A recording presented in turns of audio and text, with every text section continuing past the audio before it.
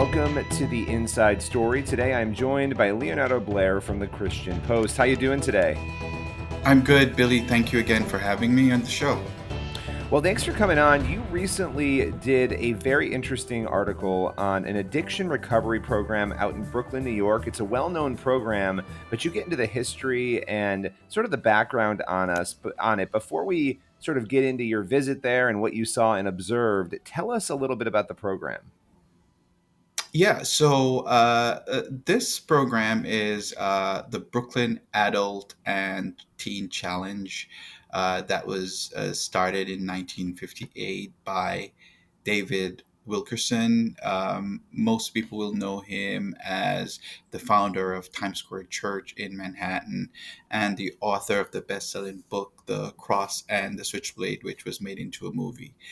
The program, in essence, is an addiction recovery program that teaches that Jesus is stronger than addiction and actually uses the gospel to help addicts recover.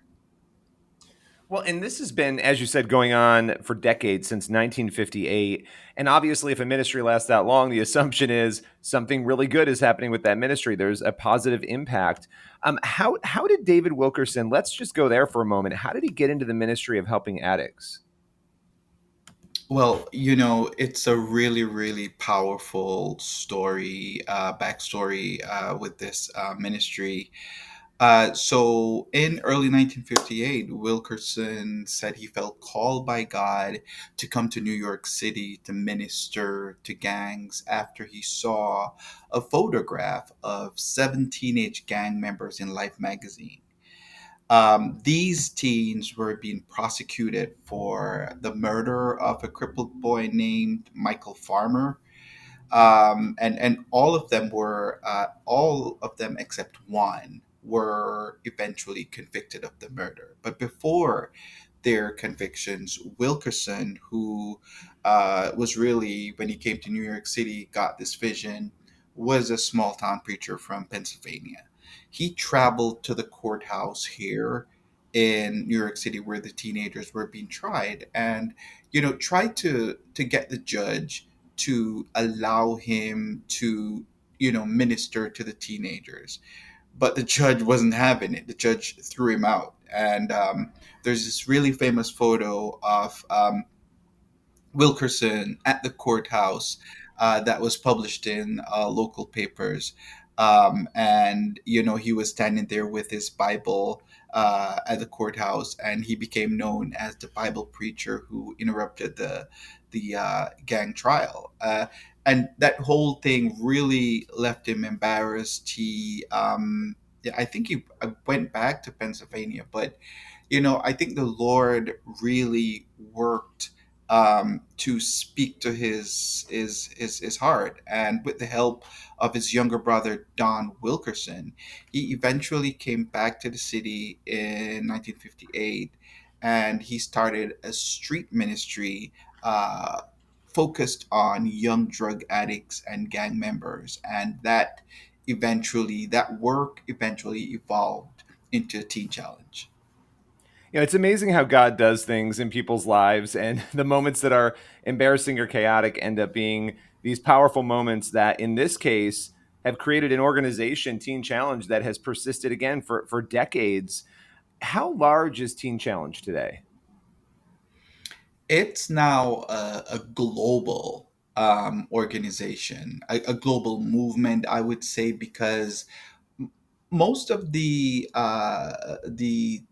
teen challenge houses or the teen challenge operations, they are independently run, but they do have to follow a certain curriculum and all of that. And there are about 1,400 teen challenge centers around the world with more than 35,000 beds, that's dedicated to individuals who are seeking freedom from addiction and other life controlling issues through the power of faith in Jesus Christ. Now, you took a tour of this Teen Challenge house out in Brooklyn. What did you see? What did you experience?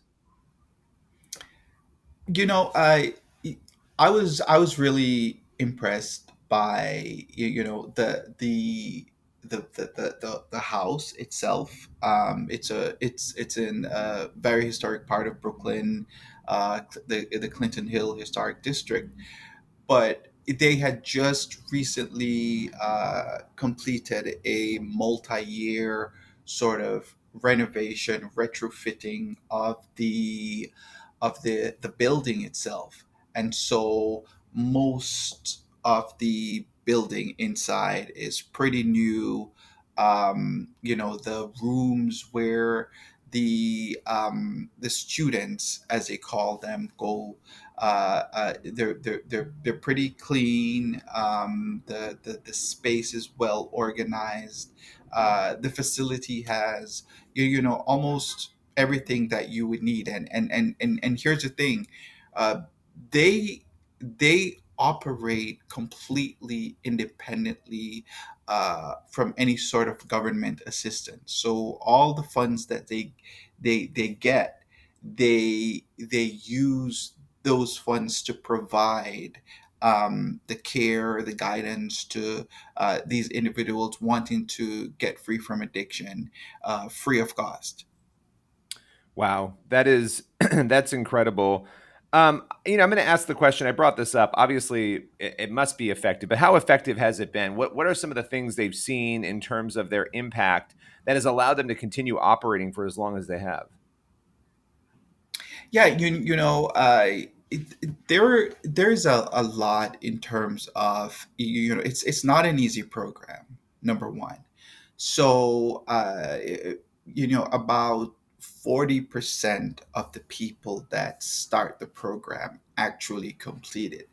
And one of the things I gathered from Paul Burke, who is the director of the program and also a graduate of the program, is that if someone comes into the program and they haven't really hit rock bottom, like they haven't really run out of options, it's likely that these individuals will feel like, okay, they don't have to stay, because nobody's is forced to stay in a program to get better, right? So they have a choice.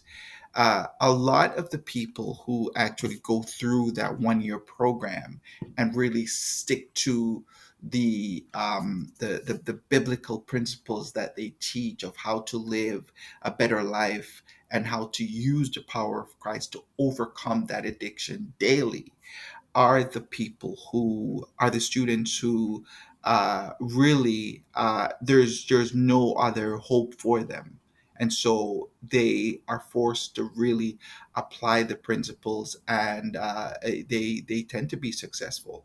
And the recidivism rate for those graduates, the people who complete the program, it's pretty low.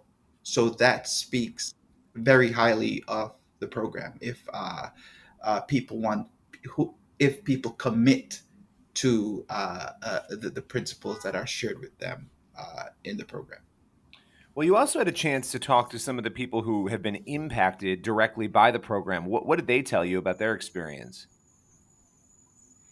I keep mentioning Paul Burke, who is the director, and there are other individuals who I spoke with.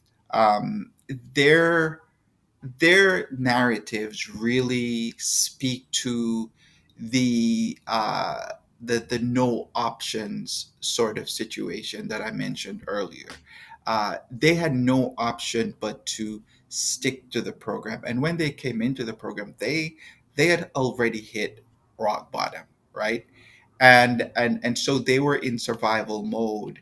And Paul Burke, I mean, his story is just so amazing, so compelling. You know how God turned his life around.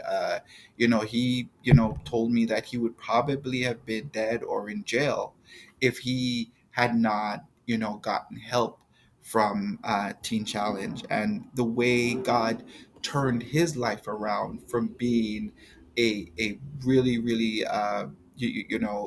troubled drug addict into now leading this amazing ministry with a wife and children. Just setting an example. I mean, it's really amazing. So, final question for you. Why do you think programs like this, especially now where we are in our culture, are so essential?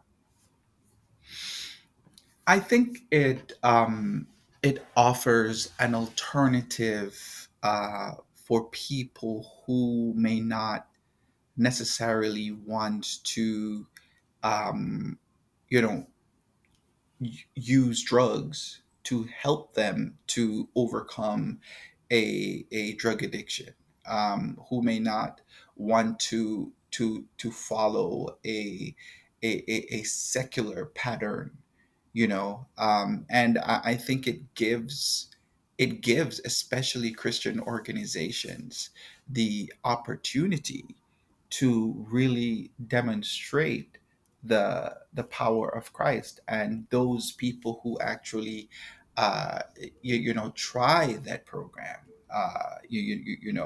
they can demonstrate that, listen, God is still alive, God is still able, and he can give you freedom even from drug addiction as long as you believe it. And listen, there's a quote that David Wilkerson, off David Wilkerson, that's in one of the rooms in the Nick Cruz assembly room in the building, and it basically says, "Certainly, we cannot claim a magical cure for addiction. The devil hides in the needle, the pills, and the powder. It's so deadly strong that any such claim would be foolish. All we can say is that we have found a power that captures a person more strongly than narcotics, but he captures only to liberate." And uh that's the promise of the word. Nobody's forced to believe in Jesus, nobody's forced to read the word or anything like that. This is just another way that is being offered to the world. If you are willing to abide by the principles of scripture, you can find freedom, you can find liberation. Well, Leo, I appreciate your time today breaking this story down. People can read it in the description. We'll have a link to it, and we'll be back next week with another episode of the Inside Story. Appreciate your time today. Anytime, Billy.